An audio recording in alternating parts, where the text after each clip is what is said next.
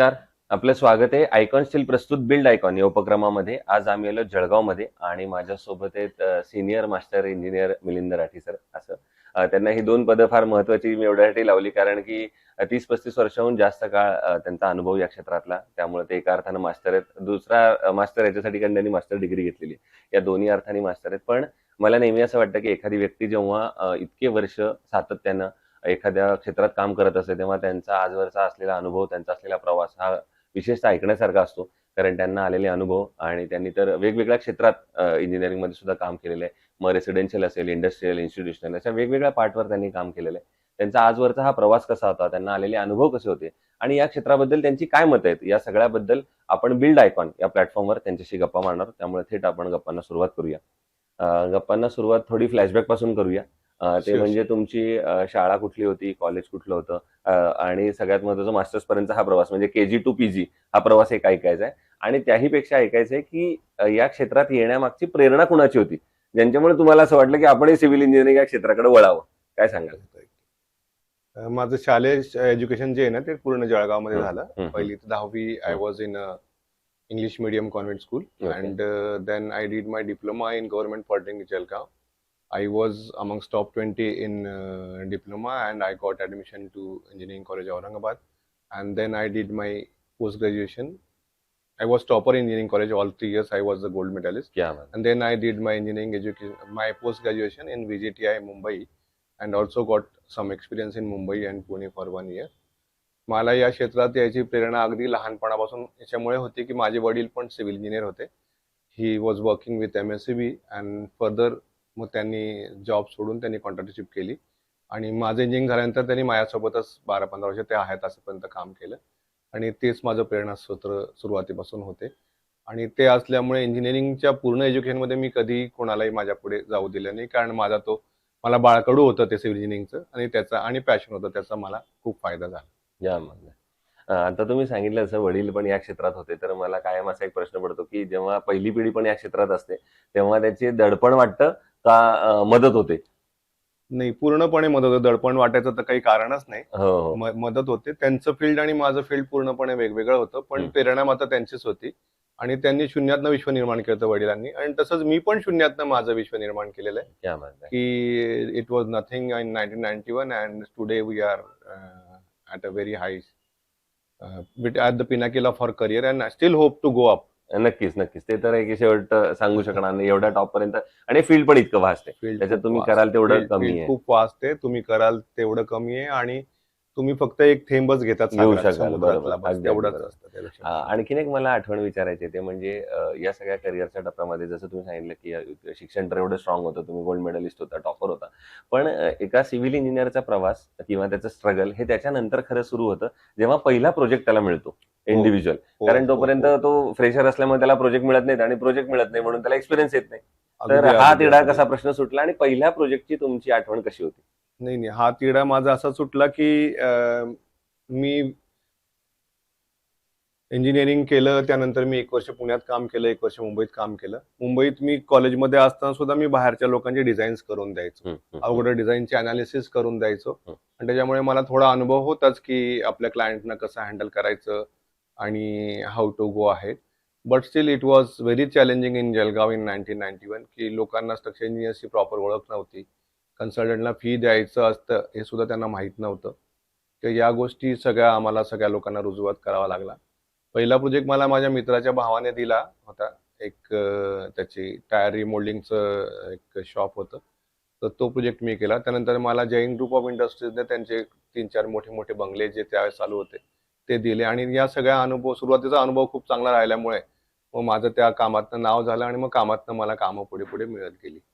एक काम केलं त्याच्यानेच मिळत गेली. रेफरन्सने सगळं काम होतं, आपल्याला काही करावं लागत नाही, कोणाला भेटावं लागत नाही, आपलं कामच आपलं पुढे बोलतं नंतर. पण सुरुवातीला काम मिळणं फार महत्वाचं असतं, कारण ते बोलायसाठी पण काम लागतं. ही फार महत्वाची गोष्ट आणि महत्वाचा प्रश्न होता. तर स्ट्रगल तर होताच मला पहिले काही वर्ष, पण it was also fun to work as a civil engineer. सुरुवातीच्या काळात माझ्याकडे काय होतं, माझ्याकडे एक स्कूटर होती, त्याच्यावर जायचो, एकच टेबल होता. मी स्वतः पब्लिक ट्रान्सपोर्टने फिरायचो आजूबाजूला, बऱ्हाणपूर, नाशिक वगैरे असं बऱ्याच ठिकाणी जायचो मी. वेगवेगळ्या अनुभवातनं आणि सर्व प्रकारच्या अनुभवातनं मी शिकत गेलो आणि त्याचा मला आजपर्यंत खूप सारा फायदा होतो. क्या बात आहे. मला नेहमी असं वाटतं की आपण इतक्या कामाच्या ओघात असतो की मागं वळून बघायला सुद्धा वेळ नसतो. आणि माझ्या मते कदाचित तुम्हाला थोडं मागं वळून बघताना हे सगळं पुन्हा आठवत असेल की आपण काय काय केलं. जसं तुम्ही म्हणला की डोंगराच्या वरती पोहोचल्यानंतर सगळ्यांना दिसतो माणूस, पण त्यानं कुठनं सुरुवात केली आहे, कुठली पहिली पायरी होती ते कदाचित बऱ्याचदा मिस आउट होतं. आणखीन एक प्रश्न आता याच्यातलेच काही आपण इंडस्ट्रीला विचारूया. सुरुवातीला मी म्हटलं त्याच्यामुळे 40,000 प्रोजेक्टचा अनुभव तुमच्या गाठीशी आहे, पाठीशी आहे. तर ते करताना तुम्ही एवढ्या वर्षांमध्ये एक बघितलं असेल की यामधलं तंत्रज्ञान बदललं, हे क्षेत्र बदललं. पण यामध्ये जो कामगार हा एक केंद्रबिंदू होता, जो आज पण आहे. तर तो तसाच राहिला. एका अर्थानं अनस्किल्ड लेबर आपण ज्यांना म्हणतो, तो फॅक्टर तसाच राहिला. पूर्वी पण होता आणि आता पण होता. तर अशा अनस्किल्ड लोकांबरोबर काम करणं हे बऱ्याचदा धोकादायक सुद्धा ठरू शकतं. तर तुम्ही कशी ती परिस्थिती सगळी हाताळली एवढे वर्ष साईटवर असताना? मी अगदी सुरुवात केली की तुम्ही पहिले मागे वळून बघताना काय वाटतं. मी हो. मागे वळून फार रेअरली बघतो. माझ्या करिअरमध्ये थोडंसं काहीतरी बघतो. पण ओव्हरऑल मी मागे वळून बघत नाही, असं मी सगळ्यांना सांगतो. होय. मी पुढे पुढे जातो. एखादं काम आपल्याला नाही मिळालं तरी पण मी मागे वळून बघत नाही. हा. मी पुढेच बघतो हमेशा. हा फार हा महत्त्वाची विषय गोष्ट आहे. आहे. आणि तंत्रज्ञानामध्ये तर आमूलाग्र बदल झालेत. आम्ही पूर्वी जे काम करायचो, ज्यावेळेस मी आलो त्यावेळेस अगदी भूकंपाचे कोड्स पण नव्हते. हम्म. आणि ते आम्हाला कधी शिकवलं पण गेलं नव्हतं. तर 1993चा लातूरचा भूकंप आल्यानंतर हे सगळं आलं. नंतर गुजरातचा भूकंप. नंतर गव्हर्नमेंटने खूप सारे कोड्स केले, नवीन नवीन टाकलेत आणि अजूनपर्यंत टाकतायत. आणि बरेचसे नवीन डिझायनर्सना सुद्धा माहित नाही की काय काय कोड्स आहेत. कारण आता इंडियात हाय राईज बिल्डिंग्स येत आहेत, त्याचे वेगळे कोड्स आहेत. मोठ्या बिल्डिंग्सला तुमचं डिझाईन पण दुसऱ्या तिसऱ्या कोणीतरी चेक केलं पाहिजे. याचे पण कोड्स आणि रिस्ट्रिक्शन्स आहेत, दे आर लागू ऑन कॉर्पोरेशन ऑल्सो. पण ते पण अजून फॉलो करत नाही. पण होता होता सगळं काही होईल. पण कागदावर बरंच काही झालेलं आहे. अगदी एक छोटीशी गोष्ट सांगायची तर आयकॉनशी रिलेटेडच आहे की एक 2 महिन्यापूर्वी आम्ही एक डिझाईन केलं होतं गव्हर्नमेंटचं, मोठ्या कोर्ट बिल्डिंगचं. करतोय, अजून चालू आहे काम. तिथे आम्ही 550 ग्रेडचं स्टील वापरलं आणि ते लोक आयकॉन वापरतायत तिथे. पण गव्हर्नमेंटच्या जे चेकिंगवाले होते ते म्हणे की 500च्या वरती कोडच नाहीये. जेव्हा की 2017 मध्ये तो कोड होता आणि त्यात 500 ग्रेड आहे, 550 आहे, 600, 650, डी आहे, एसडी आहे. हे सगळं हो. त्यांना जेव्हा दिलं तेव्हा ते पण अचंबित झाले की हे सगळं आहे आणि आम्हाला माहित नाही. तर या सगळ्या गोष्टी ऑलरेडी आपल्या कोड्समध्ये आलेल्या आहेत आणि आपले कोड्स जे आहेत, one of the stringentest and best in the world आहे, which are not followed strictly, but over the time period this will happen slowly and surely. Secondly, तुम्ही जे म्हणलं की तळागाळातला कामगार जो आहे त्याच्यामध्ये काही सुधारणा झाली नाही, तसं नाहीये. पूर्वी जे काम करणारे लोक होते त्यांच्यामध्ये खूप ताकद होती. आम्ही खोदाई पण हाताने करायचो, आता ती मशीन्सने होते. आणि सगळ्या गोष्टींचं मध्ये आता मशीन्स आणि नवीन नवीन टेक्नॉलॉजी आल्या, जेणेकरून तुम्ही कमी श्रमात जास्तीत जास्त काम काढाल. आणि अजूनही भारत जे आहे ते इन्फंट स्टेजमध्ये आहे. इथून पुढे खूप साऱ्या मशिनरीचा वापर होणार आहे. आम्ही गेल्या महिन्यातच म्हणजे मे 15 तारखेलाच आम्ही गेलो होतो चांगशाला. तर कन्स्ट्रक्शन इक्विपमेंट मोठं एक्झिबिशन होतं. तिथल्या मशिनरीज ज्या आम्ही बघितल्या त्या हळूहळू भारतात काही आल्यात, काही येतील. तर ते बघून पण आम्ही अवाक झालो की आता एक्स्कॅव्हेटर्स वगैरे सुद्धा रोबोट चालवतो. रोबोटच बरंचसं काम तुमचं डायरेक्टली करू शकतो. तुम्ही रिमोटवर पण तुम्ही बरंचसं काम करू शकता. तर या सगळ्या गोष्टी हळूहळू भारतात येणार आहेत. आणि अनस्किल्ड लेबर जो आहे तो पण हळूहळू स्किल्ड होईल किंवा त्यांना पण हे सगळ्या गोष्टी शिकायला मिळतात. आणि स्किल्ड लेबर पण भारतात खूप साऱ्या गोष्टींमध्ये आहे. म्हणजे कार्पेंट्री म्हणा किंवा आमचं आरसीसी वर्क म्हणा किंवा उंचवरचं काम करायचं म्हणा, सेफ्टी मेजर्स आहेत, सेफ्टी फीचर्स आहेत. या गोष्टीवर आपल्याला हवं तेवढं बोलता येईल आणि वेळ पुरणार नाही. तर मी एवढंच बोलतो. नक्कीच. नाही. But things have moved ahead in a very positive direction in our India, and still a lot of things are going to be needed to be done. तर येत्या काही काळात हे सगळं होईल अशी आम्ही आशा धरतो. मोठ्या कंपन्या ऑलरेडी करतायत. ते तळागाळापर्यंत रुजू व्हायला जो काही वेळ लागतो तेवढा आहे. आणि त्यात पूर्वी आम्ही स्टील 415 ग्रेडचं रिरोलिंगचं वापरायचो. आता आम्हाला टीएमटी बार्स 550 एसडी ग्रेडचे मिळतात. या सगळ्या गोष्टींचा आम्हाला खूप फायदा होतो. जेणेकरून आमचे सिलेक्शन स्लिक्स होतात. आम्हाला स्वतःच्या कामावर कॉन्फिडन्स असतो. मशिनरीज असतात, सेन्सर्स असतात. बरोबर. की काम चांगलं नाही झालं तरी मला कळतं की कॉन्क्रीटची स्ट्रेंथ चांगली नाही आली तर I can do the thing, I can strengthen it or break it again and do it and redo it. तर या सगळ्या गोष्टींमुळे आपल्याला खूप सारे चेक्स आणि क्रॉस चेक्स मिळाल्यामुळे असे काही भीतीदायक वातावरण नाहीये. पण तरी आपल्याला खूप पुढे अजून जायचंय भारताला ॲज अ कंट्री. नक्कीच, नक्कीच सर. त्यातला आणखीन एक असा महत्त्वाचा प्रश्न की कुठल्याही कन्स्ट्रक्शनला सुरुवात करताना प्लॅन ही स्टेज अतिशय महत्त्वाची असते. त्या दृष्टीनं महत्त्व काय आणि तुम्ही कसं त्याच्यावर काम करता? प्लॅन हा सगळ्यात महत्वाचा आहे. पूर्वी माझे पप्पा किंवा माझे मामा जे माझे प्रेरणास्रोत आहे ते सांगायचे की तुम्हाला पहिलं सिव्हिल इंजिनिअरिंगचं काम असं आहे की तुम्हाला ड्रॉइंग्स प्रॉपरली रीड करता आले पाहिजेत. बरं. If you are execute and me being a consultant तुम्हाला ड्रॉइंग प्रॉपर बनवता आले पाहिजे, जे साईटवरच्या लोकांना जे अनपढ आहेत किंवा जे कमी एज्युकेटेड आहेत त्यांना पण ते प्रॉपरली वाचता आला पाहिजे, जेणेकरून त्यांनी काही चुका करू नये. आणि हे सांगावं आनंद वाटतो की आमचे ड्रॉइंग्स बघून आमच्या साईटवरचे कामगार लोक पण खूप हॅपी असतात, कारण त्यांना वापरायला सोपं अशा भाषेमध्ये आम्ही आमचे प्लॅन्स आणि ड्रॉइंग्स मांडतो. आणि प्लॅनिंगवर सगळं झाल्यानंतर execution is is the secondary job माझ्या मते, कारण प्लॅन प्रॉपर झाला ना, a thing we starts good also ends good and so everybody is happy. तर प्लॅनिंग ही सगळ्यात महत्वाची स्टेज आहे, जिला आपण पुरेपूर वेळ दिला पाहिजे, पण तसं भारतात होत नाही. ही एक छोटीशी खंत आहे की जो येतो आपल्याकडे त्याला म्हणतो की मला उद्या डिझाईन पाहिजे, जेव्हा की त्याच्यामध्ये खूप सारे कॅल्क्युलेशन्स आणि खूप साऱ्या इतर गोष्टी इन्व्हॉल्ड असतात. कधी कधी इतरही एजन्सीज इन्व्हॉल्ड असतात. तर त्या गोष्टींना प्रॉपर वेळ दिला पाहिजे. जी बिल्डिंग 1 वर्ष चालणार आहे तिचा प्लॅन एका दिवसात नाही होऊ शकत, ही गोष्ट लोकांना समजणं फार आवश्यक आहे. तिला पण अप्रोप्रिएट वेळ दिला तर तुमचं काम चांगलं होईल, आणि कळते 1 वर्षामध्ये पुढचे अजून 1 महिना वाचेल आणि काम पण चांगलं होईल आणि अडचणी येणार नाही. तर या गोष्टींवरचं महत्व तळागाळापर्यंत पोहोचणं फार आवश्यक आहे. बरोबर आहे. दुसरं तुम्ही म्हटलं तसं क्षेत्र बदलतंय, त्यातलं तंत्रज्ञान बदलतायत, लोक बदलतायत. पण लोकांची एक मानसिकता आहे, बेसिकली रेसिडेन्शियलमध्ये हा प्रश्न जास्त येतो. ते म्हणजे की आमचं बजेट थोडं कमी आहे आणि एवढ्याच बजेटमध्ये आता आम्हाला ते घर किंवा जो प्रोजेक्ट असेल बंगला तो बसवून द्या. अशा वेळेला सिव्हिल इंजिनिअरिंगची एक कसरत असते की बजेट पण बघायचे आणि क्वालिटी पण सांभाळायची, किंवा हो, काही हो, इंडस्ट्रीमध्ये पण हो, तुम्हाला बजेटचा थोडा कन्सेंट येत असेल. हो, तर तेव्हा ही कसरत तुम्ही कशी करता? कसं हे सगळं मेंटेन करता, क्वालिटी आणि बजेट? हो, हो. माझ्यापुरतं बघायचं म्हटलं तर आम्ही ना प्रत्येक डिझाईन ऑप्टिमाइज करतो, जेणेकरून आम्ही आमच्या क्लायंटची आणि देशाचे दोघांचंही आम्ही स्टील, कॉन्क्रीट, सिमेंट वाचवतो. ही पहिली गोष्ट आहे. दुसरी गोष्ट, गिव्हन बजेटमध्ये पण तुम्हाला चांगल्या गोष्टी मिळतात. तर but you have to be selective. तुम्हाला तुमची स्वतःची एक इनपुट द्यावी लागेल. तुम्हाला स्वतःची मेहनत करावी लागेल. 20 रुपयाची टाईल पण सुंदर दिसते आणि 2,000 रुपयाचा इटालियन ग्रॅनाइट पण सुंदर दिसतो. तर असं काही नाहीये की बजेटमध्ये नाही होत. सगळ्या कंपन्यांनी बजेट रेंज काढली आहे. इव्हन जॅग्वारने नळांची, लाईटची बजेट रेंज काढली आहे. फॉरेन चायनामधनं खूप चांगलं सामान येतं की जे बजेटमध्ये आहे, पण तुमचं सिलेक्शन प्रोसेस प्रॉपरली असली पाहिजे. तर तुम्ही गिव्हन बजेटमध्ये तुम्ही खूप चांगलं प्रॉडक्ट आणि ड्युरेबल प्रॉडक्ट देऊ शकतात. बरोबर. कारण स्ट्रेंथला कॉम्प्रोमाइज न करता किंवा लाईफला कॉम्प्रोमाइज न करता, ड्युरेबिलिटी कॉम्प्रोमाइज न करता, you can build a very good project. आणि आमचा तो हातखंडा आहे की दिलेल्या बजेटच्या आतमध्ये करणं. आम्ही जेव्हाही कुठलं क्वांटिटी देतो किंवा बीओक्यू देतो, तर ऍक्च्युअल प्रोजेक्ट जो आहे त्याच्यापेक्षा कमीमध्येच करून आणतो. म्हणजे दिलेल्या बजेटच्या आतच आम्ही तो प्रोजेक्ट संपवतो. हे आमचं फार मोठं वैशिष्ट्य आहे. त्यामुळे क्लायंट्स आर ऑलवेज हॅपी. वा. ज्याप्रमाणे आता आपण म्हणतो की हे क्षेत्र बदलताना तुम्ही बघितलं, यातले सगळे प्रोजेक्ट बदलताना बघितले, तसं जळगाव जिल्ह्याचा पण एक तुम्ही प्रवास बघितलेला आहे एवढ्या हो, वर्षांमध्ये, हो, की जळगाव पण बदललं इतकं सगळं. हो, हो. आणि त्या अनुषंगानं हा एक प्रश्न आहे पुढचा, ते म्हणजे या बदलत्या जळगावला अनुसरून की तुमच्या इंजिनियर म्हणून एक विकासाचं विजन असं जर विचारलं, तर तुम्हाला काय वाटतं येत्या 15-20 वर्षात कुठल्या क्षेत्रांकडे, कुठल्या सेक्टरकडे, फील्डकडे आता लक्ष देण्याची गरज आहे, जर आपल्याला जळगावचा सर्वांगीण विकास पुढच्या 15-20 वर्षात बघायचा असेल तर?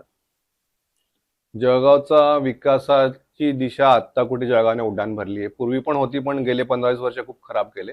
पण जळगावने आता उड्डाण भरली आहे. जळगावहून आता फ्लाईट सगळीकडे अवेलेबल झाल्यात. हा एक प्लस पॉईंट आहे. जळगावचं लोकेशन रेल्वेच्या हिशोबाने खूप चांगलं आहे, की इथून तुम्हाला भारताच्या कुठल्याही भागात एका सिंगल ट्रेनने जळगाव के भुसावळहून पोहोचता येतं. त्यामुळे जळगावचा पुढे विकास होणारच आहे. आणि या सगळ्यांमध्ये औद्योगिक प्रगती खूप चांगली झाली पाहिजे. त्यानंतर इन्फ्रास्ट्रक्चर प्रॉपर डेव्हलपच्या लेटेस्ट स्टेजमध्ये आहे. आणि we are going for high technology. उंच उंच बिल्डिंग्स बनत आहेत, जेणेकरून मग तुमच्याकडे खाली जागा शिल्लक राहते. सोलर आणि या सगळ्यांचा वापर पण खूप जास्त प्रमाणात होतो. आम्ही अगदी सुरुवातीला जेव्हा माझ्याकडे सगळ्यात जास्त G+1चे बंगलेच असायचे, की छोटे छोटे बंगले, मोठा प्लॉट. आता तो सगळा जो आहे ते सगळं बदललेलं आहे. आता people are happy to live in high rises. People are happy to live in community. आणि हे सगळं जे झालेलं आहे ते गेल्या 20-25 वर्षातला बदल जो मला दिसतोय तो अचंबित करणारा आहे. पण अजूनही खूप जास्त पुढे जाण्याची गरज आहे सगळ्यांना, शहरांना. त्याच्यामध्ये थोडासा बकालपणा पण आलेला काही ठिकाणी. जेव्हा चायनामध्ये जाऊन आपण बघतो, तर तेव्हा आपल्याला एक्झॅक्टली कळते की आपण कुठे आहोत आणि ते कुठे पोहोचले. आणि तिथपर्यंत पोहोचण्यासाठी आपल्याला याच्यापुढे खूप मेहनत करावी लागेल, याची प्रचंड जाणीव होते. आणि ही जाणीवच आपल्याला आपल्यामधली ज्योत जी आहे ती पेटवून ठेवते. तर येत्या काही वर्षात भारताची, जळगावची, महाराष्ट्राची खूप चांगल्या दिशेने वाटचाल आणि प्रगती होईल अशी मला खात्री आहे. आणि आमचा पण त्याला थोडाफार हातभार राहील याचे आमचा प्रयत्न राहील. नक्कीच सर. तुमच्यासारख्या इंजिनियर आपण म्हटलं तर देश उभारणीपासून, पण त्याची सुरुवात शहर उभारणीपासून होते. पण तुम्ही जसं म्हणालात त्याप्रमाणे इंडस्ट्री आहे, इन्फ्रास्ट्रक्चर आहे आणि हाय-राईज टॉवर हे जर 3 महत्त्वाचे मुद्दे मानले, तर मग शासनानं अजून काय पावलं उचलली पाहिजेत या सगळ्याला गती देण्यासाठी असं तुम्हाला वाटतं? आणि शासन त्यांच्या परीने जे काही व्हायचं ते करताय. आपले मुख्यमंत्री साहेबांना आणि उपमुख्यमंत्री साहेबांना दोघांना पण या टाउन प्लॅनिंगचा वगैरेचा खूप नॉलेज आहे.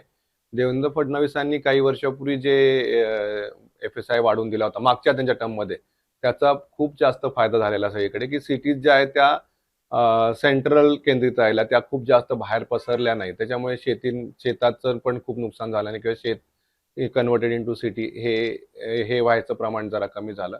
आणि सेंट्रल राहण्यामुळे मग फ्युएल आणि बाकी सगळ्या गोष्टींचं पण बजेट होते.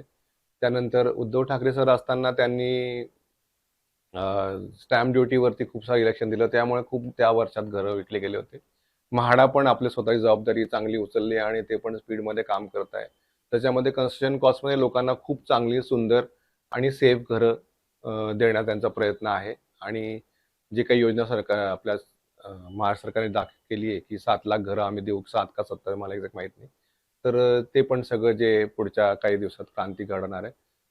प्रधानमंत्री घरकुल योजनेमध्ये पण खूप लोकांना खूप बेनिफिट मिळालेलं आहे. 2.5 लाखापर्यंत त्यांनी त्यांचं कर्ज माफ केलेलं आहे किंवा त्यांना सबसिडी दिलेली आहे. या गोष्टीमुळे पण खूप साऱ्या लोकांचं घराचं स्वप्न पूर्ण झालेलं आहे आणि येत्या काही वर्षात उरलेल्या लोकांचं पण पूर्ण होऊन भारत स्वयंपूर्ण होईल याच्यात आम्हाला तरी शंका नाही.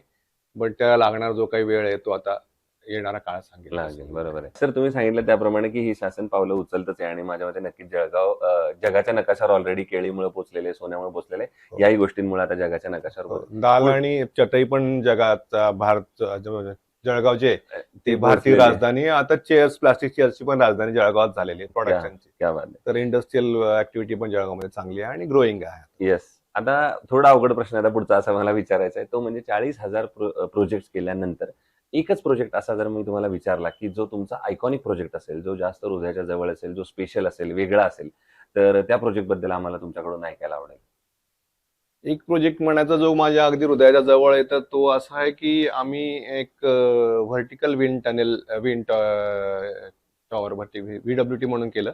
व्हर्टिकल विंड टनेल बनवलं सरसावाला इंडियन आर्मीचा ITBPचा एक बेस आहे, जिथे आर्मीच्या लोकांना ट्रेनिंग दिली जाते. आणि स्पेशली जे तिबेटहून आलेले मुलं आहेत, तिबेटियन मुलं आहेत, त्यांना ट्रेनिंग जाते. ते खूप चिवट आणि टफ असतात.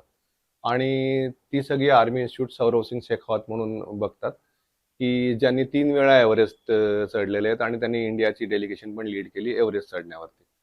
तर तिथे असं आहे की पॅराग्लायडिंगमध्ये दररोज मुलं प्रॅक्टिस करतात आणि 15,000 फुटावरनं जंप घेतात यमुनेच्या वाळूमध्ये. पण वर्षातनं 15 ते 20 ऍक्सिडेंट होतात की जेणेकरून पॅराशूट उघडत नाही किंवा काहीतरी माल फंक्शनिंग होतं किंवा लवकर उघडलं, की ज्याने बरेचशा यंग जवान जखमी होतात आणि फॅटॅलिटीज पण होतात. 15 ते 20 फॅटॅलिटीज होतात. तर ह्या सगळ्या गोष्टींमुळे मग असं बघितलं की जसं आपली ट्रेडमिल असते किंवा वॉटर मिल असते की तुम्ही एका जागीच आहे, तसं तर व्हर्टिकल विंड टनेल्स झेकोस्लोवाकियामध्ये एक कंपनी बनवते. मग हा नॅशनल इंटरेस्टचा प्रोजेक्ट होता की त्यांना आपण दिला आणि खूप कमी वेळात आम्हाला तो प्रोजेक्ट करायचा होता व्हर्टिकल विंड टनेलचा. आणि प्रोजेक्टची सुरुवात झाली आणि नेमकं त्यावेळेस कोविड आला. तर हो. कोविडमध्ये सगळ्या रिस्ट्रिक्शन्सच्या व्यतिरिक्त आम्हाला स्पेशल परमिशन्स होत्या to design, to travel, to गो.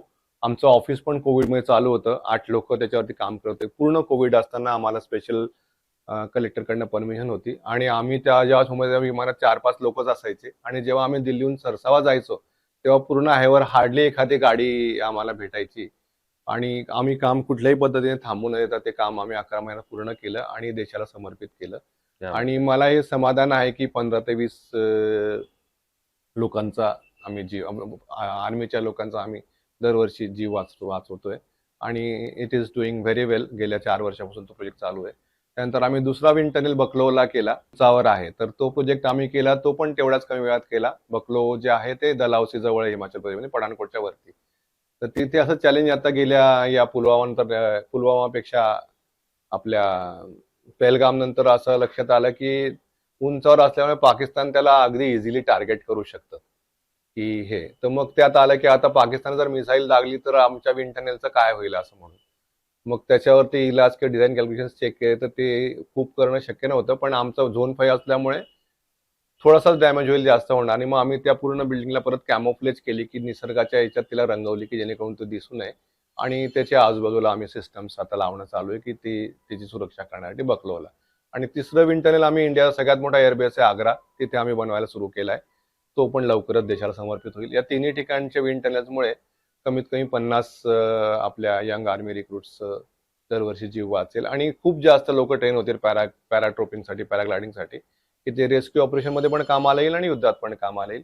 तर ही सगळ्यात मोठी समाधानाची गोष्ट होती, की आम्ही ह्या प्रोजेक्टमध्ये काही करू शकलो. प्रोजेक्टमध्ये आम्ही ऑप्टिमाइज केलं आणि प्रोजेक्ट आम्ही गिव्हन टाईममध्ये पूर्ण करू शकलो. ज्या ठिकाणी फॉरेनचे इंजिनियर्स करू शकले, की झोन 5 मध्ये कसं करायचं अर्थक्वेकच्या, ते आम्ही पूर्ण पार पाडून दिलं. आणि टेक्नॉलॉजी आणि सॉफ्टवेअरच्या सहाय्याने आम्ही ते करून दिलं. तर ही खूप मोठ्या समाधानाची गोष्ट आहे आणि हे आवाजातून सांगावं असं वाटतं. क्या बात आहे सर. नुसत्या जळगावकरांना आणि खानदेशवासियांनी सगळ्या महाराष्ट्राला अभिमान वाटावा असा प्रोजेक्ट तुम्ही केलात आणि सगळ्यात महत्त्वाचं देशासाठी समर्पित केलात.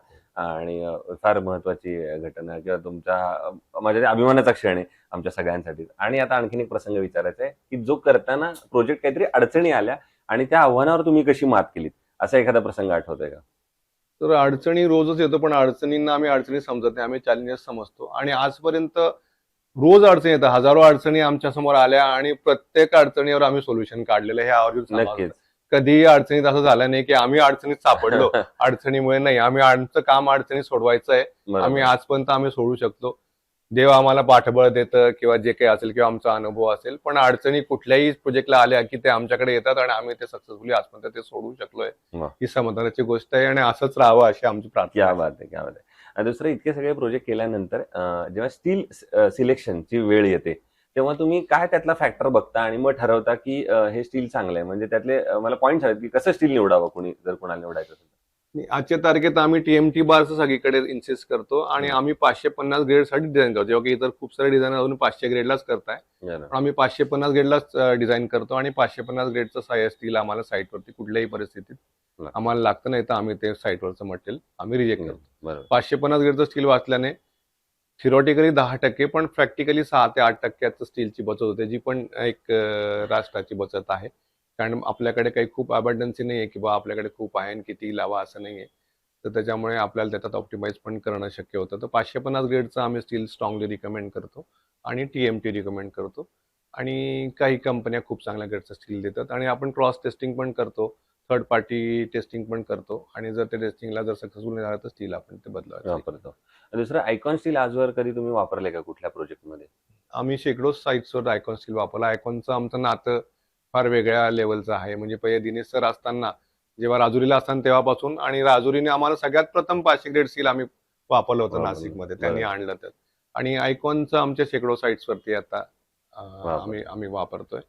स्पेशल मेन्शन म्हणजे आता आम्ही एक सीबीएसई स्कूल करतोय कीर्तिची काबरा म्हणून सोलापूरला. तिथे पूर्णपणे आम्ही आयकॉनच वापरतोय आणि अशा कित्येक साईट्स इथे आयकॉन वापर. टीएमटी आपण वापरतोय सगळीकडे. आणि सगळीकडे आम्हाला रिझल्ट खूप चांगला आहे, कुठेही कसलाही प्रॉब्लेम आला नाही. कंपनीचं पण बॅकअप खूप चांगलं मिळतं.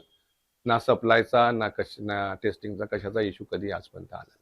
ते जे काही सांगतात, जे त्यांच्या बारवर लिहिलं असतं तेच ते ऍक्च्युअली आपल्याला मिळतं. हा. काही स्टील कंपन्यांचं स्टील केमिकल कंपोजिशन थोडंसं मार्क याने की लॉंग टर्म डक्टिलिटी किंवा ड्युरेबिलिटीला प्रॉब्लेम येऊ शकतात. पण आयकॉन तसं काही करत नाही. जे काही स्टील त्यांनी ग्रेड लिहिलंय बारवरती तेच आम्हाला दरवेळेस प्रत्येक ठिकाणी आढळून आलेलं आहे. तुम्ही त्यातला एक फार महत्वाचा फॅक्टर सांगितलात, विश्वास. त्या पाहिजे प्रॉडक्टवरचा, आणि जे आपण सांगतो तेच त्या प्रॉडक्टमध्ये निघायला पाहिजे. त्या विश्वासाचं दुसरं नाव म्हणजे अर्थात दिनेश राठी सर आहेत आणि तुमची फार पर्सनल वैयक्तिक ओळख सुद्धा आहे. तर मला दिनेश राठी सरांबद्दलचा तुमचा अनुभव त्यांच्या भेटीगाठीला जर काही असेल. हा, नाही, दोन्हीकडनं सांगतो. हो. ह्या विश्वासावरचीच गोष्ट आता मला इतक्यात आठवलं थोडंसं, हो. की आयकॉनला आम्ही 3 वर्षापूर्वी खूप इन्सिस्ट केलं की तुम्ही हम्म. 550 ग्रेडचं स्टील तुम्ही बरोबर. आणा. हो. पण दिनेश राठींना तेवढा कॉन्फिडन्स होता की आपण 550 ग्रेडचं स्टील कन्सिस्टंटली देऊ शकू का नाही. म्हणून त्यांनी सांगितलं की नाही, आम्हाला या अडचणी आहेत, तर we will need time. So I was happy की नाही, आय टोल्ड की you take your time but we need 550 grade steel only. In the meanwhile आम्ही दुसऱ्या काही कंपन्यांचं स्टील वापरा, कारण म्हणजे मी 550 डिझाईन केलं त्यात आयकॉन बसत नव्हतं. पण मग आयकॉननी ते स्टील दिलं आम्हाला 1.5-2 वर्षापूर्वी आणि दे आर कन्सिडरिंग. पूर्वी त्यांचं 550 ग्रेडला सक्सेसफुल व्हायचं, पण तरीही दिनेश राठींना कॉन्फिडन्स असल्यामुळे त्यांनी त्याच्यावर 550 छापलं नाही. तर ही सगळ्यात मोठी, म्हणून मी म्हणतो की दे आर व्हेरी हॉनेस्ट आणि विश्वासार्ह पीपल आहे, की आयकॉन स्टीलमध्ये जे काही लिहिलेलं आहे किंवा जे काही ग्रेड ते सांगतील त्यांनी खात्री पहिले स्वतःच केलेली असते आणि नंतरच ते मार्केटमध्ये दिलेलं असतं. तर that is the honest opinion about this people. अच्छा. दिनेश राठी सरांचे माझे जुने संबंध आहेत, नातं नाही राठी जरी मी असतरी पण. हं.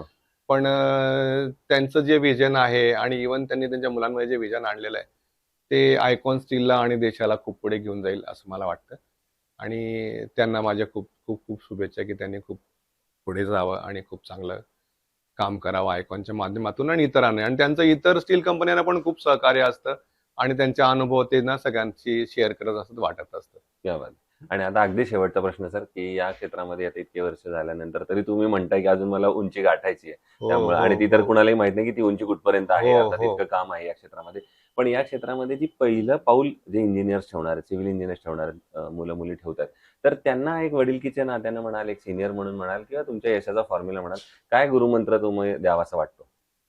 गुरुमंत्र गेल्या 40 वर्षावर 50 वर्ष मी ऐकत आलो तोच आत्ता पण आहे, की हं, तुम्ही इंजिनिअरिंग पास केल्यानंतर इमिजिएटली तुम्ही कामाला लागलं पाहिजे.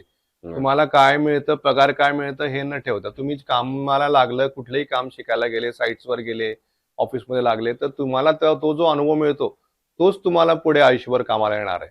तिथे पगार मिळो न मिळो, तुम्ही काम करताना तुम्हाला काही ना काही तर मिळतंच 100%. तर ते ते सगळ्यात महत्वाचं. अनुभव हाच महत्वाचा असतो. कारण आपलं जे करिक्युलम आहे किंवा कॉलेजमध्ये जे शिकवतात, ते अजून अपग्रेड झालेलं नाहीये आणि बऱ्याचदा मुलांचं पण हवं तेवढं लक्ष नसतं किंवा त्याचा सिरियसनेस येत नाही, की कुठली गोष्ट महत्वाची, कुठली नाही महत्वाची. तर ती प्रॅक्टिकली तुम्ही आल्यानंतरच आपल्याला कळतं. तर हे होते मिलिंद राठी सर आणि त्यांनी त्यांचा अनुभव सांगितला. मला नेहमी असं वाटतं, मी सुरुवातीला सुद्धा सांगितलं, जेव्हा इतक्या वर्षाचा अनुभव असतो तेव्हा किती सांगावं आणि किती घ्यावं असं असतं. ते आपण नेहमी समुद्राचं उदाहरण देतो, की किती ओंजळीत पाणी धरलं तर शेवटी एकच ओंजळ येते. त्याप्रमाणे त्यांनी दिलेल्या आपल्याला वेळानुसार जेवढा अनुभव, जेवढे त्यांचे त्यांच्याकडून ऐकायला मिळालं तेवढं आपण नक्कीच ऐकलं. पण सगळ्यात शेवटचं वाक्य फार महत्वाचं होतं. ते म्हणजे "कल करे सो आज कर, आज करे सो अभी." त्यामुळे तुम्ही या क्षेत्रात आधी कामाला सुरुवात करा. तुम्ही आलाच आहात तर कामाला सुरुवात करा. जितका प्रॅक्टिकल एक्सपिरियन्स तुम्हाला घेता येईल तेवढा घ्या आणि नक्कीच तुम्हाला त्याच्यानंतर यशाचे दरवाजे तुमची वाट बघतायत उघडण्यासाठी.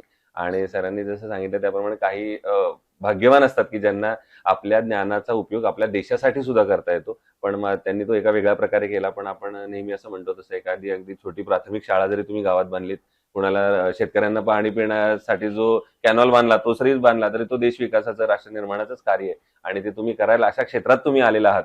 त्यामुळे तितक्याच विश्वासानं काम सुरू करा. तुम्हाला यामध्ये नक्कीच प्रगती होईल. धन्यवाद सर, पुन्हा एकदा तुम्ही आलात आणि इतका वेळ आमच्यासाठी दिलात. आणि भविष्यात सुद्धा अशाच आयकॉनिक प्रोजेक्टची, आता तुम्ही 40,000 प्रोजेक्टचा टप्पा गाठलाय. पण आमच्या शुभेच्छा असतात की लवकरात लवकर अर्धशतकी हजाराचा टप्पा, अर्थात 50,000चा टप्पा गाठावा तुम्ही लवकरात लवकर. आणि थँक्यू. असंच देश विकासाचं, राष्ट्र निर्माणाचं कार्य तुमच्या हातून असंच घडत राहावं. आमच्या सगळ्यांना अभिमान वाटेल असं कार्य तुमच्या हातून घडत राहावं. आयकॉनिक प्रोजेक्टची निर्मिती व्हावी, याच आमच्यातर्फे मनःपूर्वक शुभेच्छा. थँक्यू. Thank you very much.